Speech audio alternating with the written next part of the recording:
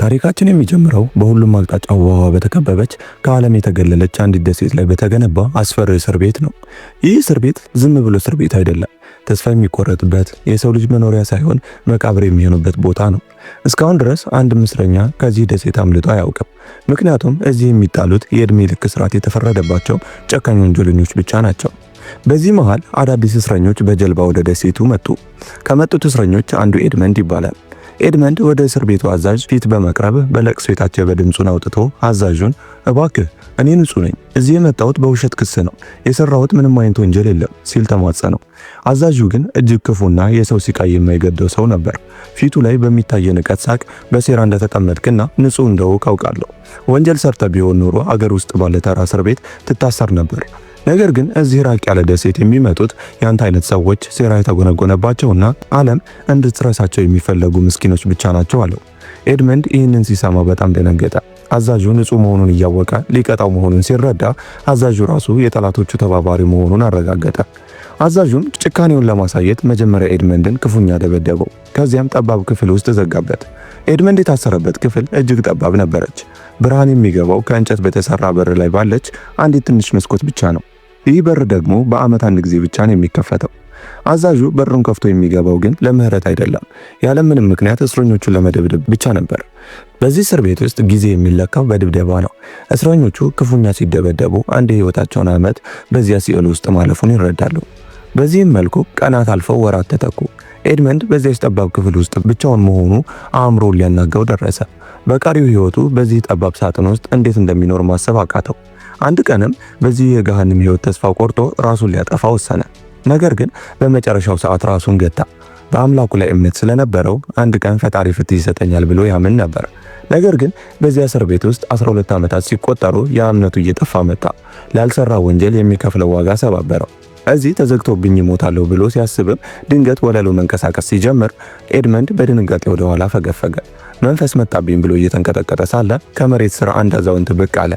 ይህ አዛውንት ወጣት እያለ ነበር የታሰረው። አሁን ግን ጸጉሩ ነጥቶ ሸብቷል። የታሰረውም ከኤድመንድ ክፍል በታች ባለው ክፍል ውስጥ ነበር። ለማምለጥም ላለፉት 5 ዓመታት ዋሻ ሲቆፍር ቆይቷል። ዛሬ ግን ዋሻው አቅጣጫውን ስቶ ወደ ኤድመንድ ክፍል መጣ። ከመሬት ወጥቶም በኤድመንድ ትከሻ ላይ በመቆም በዚያች ትንሽ መስኮት ወደ ውጭ እየተመለከተ ሰማያዊን ሲያይ በደስታ ለቀሰ። ከ16 ዓመት በኋላ ለመጀመሪያ ጊዜ ሰማይ አየ። ኤድመንድም ለ12 ዓመታት ብቻውን አብዶ ከነበረበት ብቸኝነት የሚታደገው ሰው አገኘ።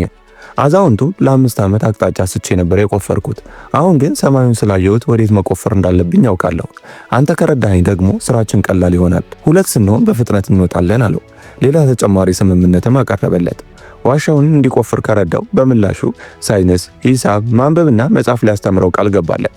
ለ12 ዓመት በብቸኝነት ተሰቃይቶ የነበረው ኤድመንድ ያለ መግባባት ወዲያውኑ ተስማማ። አዛውንቱም ኤድመንድን ይዞት እሱ ወደሚኖርበት ክፍል በዚያው በቆፈረው ጠባብ ዋሻ ውስጥ አልፈው ገቡ። ኤድመንድ አዛውንቱ ክፍል እንደደረሰ ባየው ነገር በጣም ተገረመ። ክፍሉ ከእርሱ ክፍል በተሻለ ትልቅ ከመሆኑም በላይ ለዓመታት የተሰበሰበ በርካታ መጽሐፍት፣ ምቹ ወንበርና የተለያዩ መሳሪያዎች ተቀምጠውበታል። በስምምነታቸው መሰረትም ቁፋሮውን ሊጀምሩ ሲሉ ግን ድንገት የጠባቂዎችን የእግር ኮቴ ሲሰሙ ኤድመንድ ደንግጦ በፍጥነት በዋሻው በኩል ወደ ክፍሉ ተመለሰ። ልክ ክፍሉ እንደደረሰም ለመጸዳጃነት የሚጠቀምባትን ባልዲ በሩ አጠገብ አስቀመጣት። እዚህ እስር ቤት በሩ የሚከፈተው በቀን 2 ጊዜ ብቻ ነው። አንዴ ጠዋት ቆሻሻ ለመውሰድ፣ አንዴ ደግሞ ማታ ምግብ ለማቅረብ። ሌላውን ሰዓት ግን ጠባቂዎቹ ስለማይመጡ ሁለቱም በሰላም ዋሻውን መቆፈር ይችላሉ።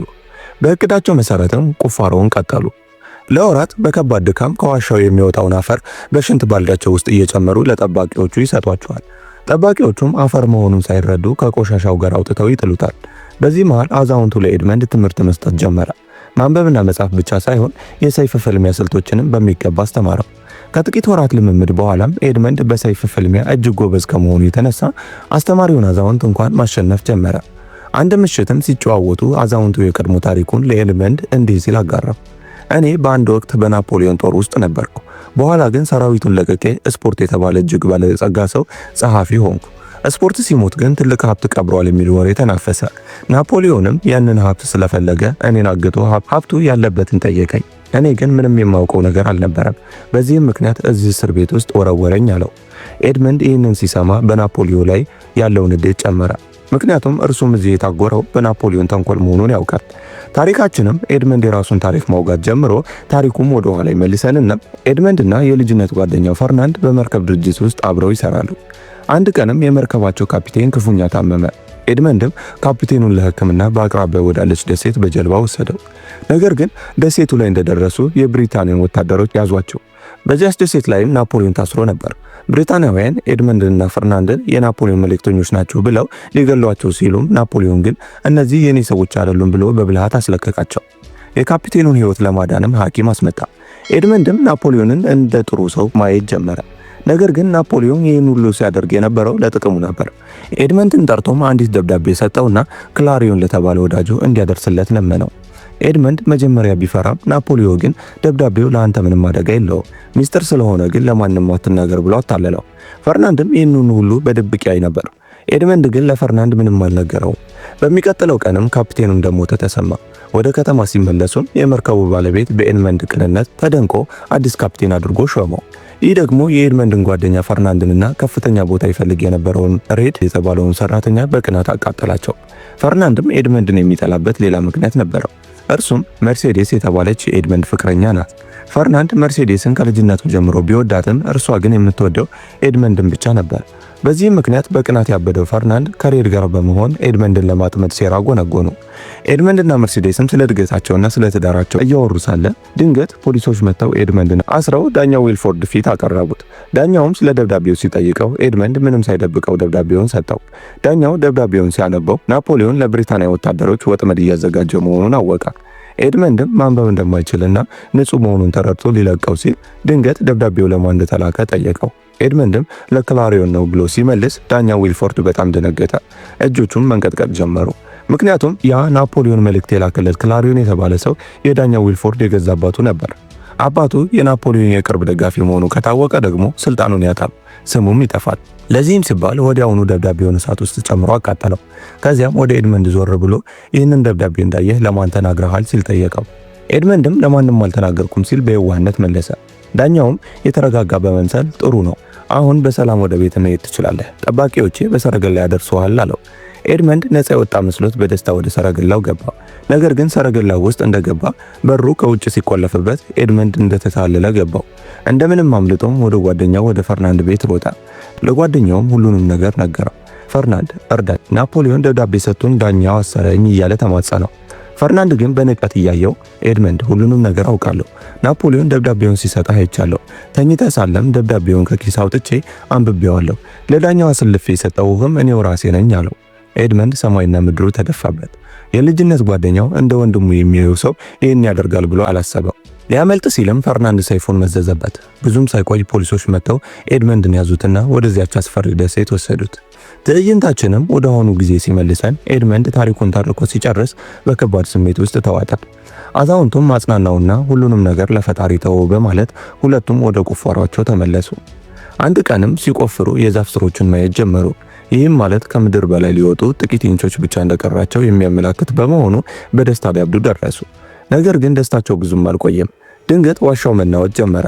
በከባድ ድምፅ ተደርምሰውም አፈርና ድንጋይ በላያቸው ላይ ሲወድቅ ኤድመንድ ተረፈ። አዛውንቱ ግን በድንጋይ ተጫነ።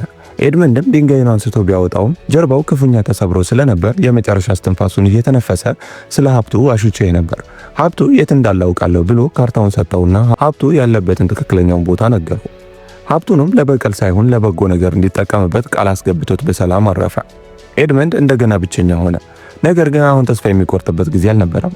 ጠባቂዎቹ የአዛውንቱን ሞት ሲረዱ አስክሬኑን ለመውሰድ ከረጢት ይዘው ሲመጡ ኤድመንድ አንድ ትልቅ ሐሳብ መጣለት። የአዛውንቱን አስክሬን ከከረጢቱ አውጥቶ ወደ ዋሻው በመውሰድ ራሱ አዛውንቱን መስሎ ከረጢቱ ውስጥ ገባ። እዚህ እስር ቤት የሞተ እስረኛ ወደ ባህር ነው የሚጣለው። ጠባቂዎቹም አዛውንቱ በጣም ከባድ ነው እያሉ ከረጢቱን ተሸክመው ወደ ገደሉ ጫፍ ወስደው ከረጢቱን ወደ ጥልቁ ባህር ወረወሩት። ኤድመንድም ባህር ውስጥ እንደገባ ከረጢቱን ቀዶ ወጣ። ነገር ግን ያ ክፉ የእስር ቤቱ አዛዥ እዚያው ነበር። ኤድመንድም ለ13 ዓመታት የደረሰበትን ድብደባና ግፍ አስታወሰ። አዛዡንም ወደ ባህሩ ስር ጎትቶ በማስገባት ውሃው ውስጥ ሆነው ትንቅንቅ ጀመሩ። ኤድመንድም አዛዡን ውሃ ውስጥ አፍኖ ገደለው። ይህም የመጀመሪያው በቀሉ ነበር።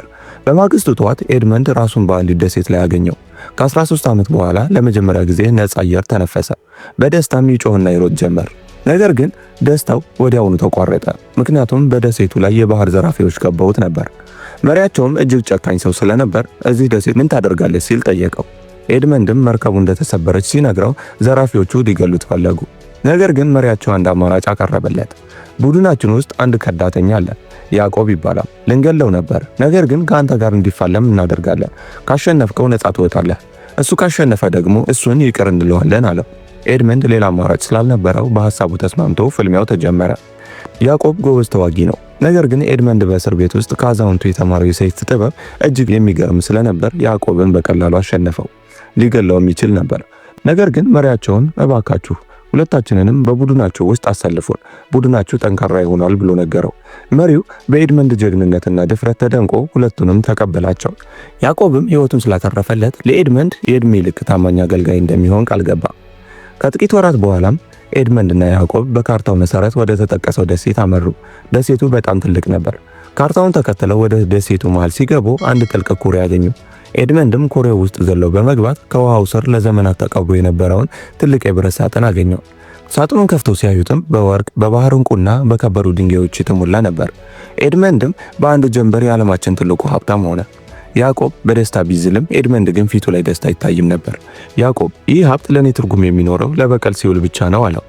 ላለመታወቅም ሲል ስሙን ቀየረ። አሁን እርሱ ካውንት ኦፍ ሞንቴ ክሪስቶ ነው። ጸጉሩን ተስተካክሎ ውድ ልብሶችን ለብሶና ትልቅ ቤተ መንግስት ገዝቶ ራሱን እንደ አዲስ ባላባት አቀረበ። ዓላማው አንድ ነው፣ ጠላቶቹን ፈርናንድ፣ ዊልፎርድንና ሬድን ወደ እሳቱ መሳብ። በትልቅ ቤተ መንግስት ውስጥም ታላቅ ግብዣ አደረገ። የከተማዋ ባለስልጣናትና ሀብታሞች ሁሉ ተጠሩ። ፈርናንድና መርሲዴስም መጡ። ፈርናንድ አሁን ትልቅ ባለስልጣን ሆኗል። ነገር ግን በቁማርና በመጠጥ ሀብቱን እያባከነ ነበር። መርሲዴስ ግን ደስተኛ አልነበረችም። ፈርናንድም ኤድመንድን አላወቀው፣ ምክንያቱም 13 ዓመት መልኩን ቀይረውታል። መርሲዴስ ግን ኤድመንድን ስታየው ልቧ ደነገጠ። ድምፁ፣ አይኖቹና የሚንቀሳቀስበት መንገድ ለእሷ እንግዳ አልነበረውም። ይህ ሰው ኤድመንድን ይመስላል ብላም ማሰብ ጀመረች። ኤድመንድም በብልሃት የፈርናንድን ልጅ ሮበርትን ከጠለፋ አዳነው። ምንም እንኳን ጠለፋውን ያቀረባበረው ራሱ ቢሆንም በዚህም ምክንያት የፈርናንድ ቤተሰብ የቅርብ ወዳጅ ሆነ። ከዛም መጀመሪያ በሬድ ላይ ዘመተ። ሬድ የወርቅ መርከብ ለመዝረፍ ሲሞክር ኤድመንድ ከፖሊስ ጋር ሆኖ ያዘው። ከመገደሉ በፊትም ኤድመንድ ፊቱን አሳየው። ታውቀኛለህ፣ እኔ የአሳልፈ የሰጠው ኤድመንድ ነኝ አለው። ሬድ በድንጋጤ በረዶ ሆነ። ኤድመንድም የመጀመሪያውን የበቀል እርምጃ ወሰደ። ቀጥሎም ወደ ዳኛው ወደ ዊልፎርድ ዞረ። ኤድመንድ ዊልፎርድን አግኝቶ ማንነቱን ገለጸለት። አባትን ለማዳን እኔን 13 ዓመት ቀበርከኝ አለው። ዊልፎርድ ምንም ማስረጃ የለህም ብሎ ሊያሾፍበት ሲል ፖሊሶቹ ከግድግዳው ጀርባ ሆነው ሁሉንም ሲሰሙ ነበር። ዊልፎርድም ተይዞ ኤድመንድ ወደ ነበረበት እስር ቤት ተላከ። ኤድመንድም አንድ ሽጉጥ ሰጠው። ነገር ግን ሽጉጡ ባዶ ነበር። እንደዚህ በቀላሉ እንድትሞት አልፈልግም፣ እኔ ያሳለፍኩትን ሲኦል ቅመሰው አለው።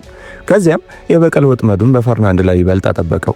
ፈርናንድ በቁማር ዕዳ ተዘፍቆ ስለነበር የሞንቴ ክሪስቶን ማለትም የኤድመንድን ወርቅ ለመዝረፍ ተነሳ። ነገር ግን ሁሉም ነገር ቀድሞ የታቀደ ነበር። መርሲዴስም በጥርጣሬ ልቧ እየራደ ወደ ኤድመንድ ሰረገላ በድብቅ መጣችና በእንባ እየታጠበች ኤድመንድ አንተ እንደሆንክ አውቃለሁ፣ አይኖቼ አይዋሹኝም አለችው። ኤድመንድ ግን ፊቱን አዙሮ በቁጣ ኤድመንድ ማን ነው? ያ በአንድ ጥያቄ መሰረት ሞቱን አምነሽ የተቀበልሽውና ከአንድ ወር በኋላ ሌላ ባል ያገባሽው ሰው ያ ኤድመንድ ከ13 ዓመት በፊት በዚያው እስር ቤት ውስጥ ሞቷል አላት። መርሲዴስ ግን እውነቱን ለመናገር ተገደደች። ኤድመንድ የታሰረው እርሷ ማርገዟን ሳታውቅ ነበር። ኤድመንድ እንደታሰረ ፈርናንድ መጥቶ ኤድመንድ ተረሽኗል ብሎ ዋሻት። በዚያ ዘመን አንዲት ሴት ያለ ባል ብታረግዝ የሚደርስባት ውርደት ከፍተኛ ስለነበር ልጇን ለማዳንና አባት እንዲኖረው ስትል ብቻ ፈርናንድን ለማግባት መገደዷን ነገረችው። ኤድመንድ ይህንን ሲሰማ ልቡ በሐዘን ተነካ። ነገር ግን በቃሉን ግን አልጨረሰም ነበር። ፈርናንድም ንብረቱ ሁሉ በኤድመንድ እጅ መውደቁንና በቁጥጥር ስር መዋሉን ሲረዳ ለማምለጥ ተነሳ። መርሲዴስንም አብራው እንድትሄድ ቢጠይቃትም እምቢ አለችው። ልጁን ሮበርት ግን ሊወስደው ፈለገ። በዚህን ጊዜ መርሲዴስ እሱ ያንተ ልጅ አይደለም፣ እሱ የኤድመንድ ልጅ ነው ስትለው ፈርናንድ በድንጋጤና በንዴት አበደ። ሮበርትም ሆነ ኤድመንድ ይህንን ሲሰሙ ደነገጡ። ፈርናንድ ሁሉንም ነገር እንዳጣ ሲረዳ ወደ ተቀበረው ሀብት ቦታ ሮጠ። እዚያ ሲደርስ ግን ሳጥኖቹን ከፍቶ ያገኘው አፈር ብቻ ነበር። በሳጥን ውስጥ ደግሞ ኤድመንድ በእስር ቤት ሳለ ከረጢት ውስጥ አግኝቶት የነበረውን የቼዝ ቁራጭ አገኘ። በዚያን ሰዓት ኤድመንድ ከበስተጀርባው ብቅ ብሎ ፈርናንድ የሰጠኝ ቁራጭ ይኸው ተመልሶልሃል አለው። ፈርናንድ አሁን የሚያመልጥበት ቦታ የለም። ኤድመንድ አንተ ነህ ሲልም በድንጋጤ ጠየቀ። ኤድመንድም አዎ ያሳልፈ የሰጠህ ወንድምህ ነኝ አለው። ከዚያም በሁለቱ መካከል የሞት ሽረት የሰይፍ ፍልሚያ ተጀመረ። ፈርናንድ በቁጣ መዋጋት ሲጀምር፣ ኤድመንድ ግን እስር ቤት ባዛውንቱ የሰለጠነበትን ጥበብ ተጠቅሞ ፈርናንድን ክፉኛ ቆሰለው። ሮበርትም አባቱ ፈርናንድ መስሎት በመሃል ገብቶ ኤድመንድን ሊወጋው ሲሞክር መርሲዴስ በጊዜ ደርሳ ሮበርት እሱ አባትህ ነው ብላ ኤድመንድን አመለከተችው። ሮበርትም ሰይፉን ዝቅ አደረገ። ፈርናንድ ግን አሁንም ተስፋ አልቆረጠም ነበር። የመጨረሻ አንዲት ጥይት ያለችበትን ሽጉጥ አውጥቶ መርሲዴስን ሊመታት ሲል ታማኙ ያዕቆብ ቢላውን ወርውሮ የፈርናንድን እጅ አሳተው። ሆኖም መርሲዴስ ትከሻዋ ላይ ተመታች። ኤድመንድም በንዴት ፈርናንድን ተከታትሎ የመጨረሻውን የሰይፍ ምት ሰነዘረበት። ፈርናንድ ለሰራው ክፋት ሁሉ ዋጋውን አግኝቶ መሬት ላይ ወደቀ። ቤተሰቡም ከ13 ዓመት የሲኦል ሕይወትና ከረጅም የበቀል ጉዞ በኋላ በመጨረሻ ሰላም አገኘ። ኤድመንድም መርሲዴስንና ልጁን ሮበርትን ይዞ ወደዚያች የታሰረባት ደሴት ተመለሰ። እዚያም በአዛውንቱ መምህር ክፍል ውስጥ ቆሞ ሰይፉን መሬት ላይ አስቀምጦ መምሬ ቃል እንደገባሁልህ ይህን ሀብት ለበጎ አውለዋለሁ አለ። ያችን ደሴትም በሙሉ ገንዘቡ ገዛት። መጀመሪያ ያደረገው ነገርም የእስር ቤቱን በሮች በሙሉ ከፍቶ እስረኞቹን ነፃ ማውጣት ነበር። ቀጥሎም ያንን የሰው ልጅ ሲኦል የሆነ እስር ቤት ለዘላለም ዘጋው። ታሪካችንም ኤድመንድ፣ መርሲዴስና ልጃቸው ሮበርት በአዛውንቱ በተገኘው ሀብት አዲስና የተባረከ ህይወት መኖር ጀምረው እያሳየን ያበቃል። የዛሬው የፊልም ታሪካችንም ይህን ይመስል ነበር። ቀጣይ የምንለቃቸው የፊልም ታሪኮች እንዲደርሷችሁ ቪዲዮውን ላይክ፣ ቻናሉን ደግሞ ሰብስክራይብ አድርጋችሁ የደወል ምልክቷን በመንካት ድጋፋችሁን አሳዩ።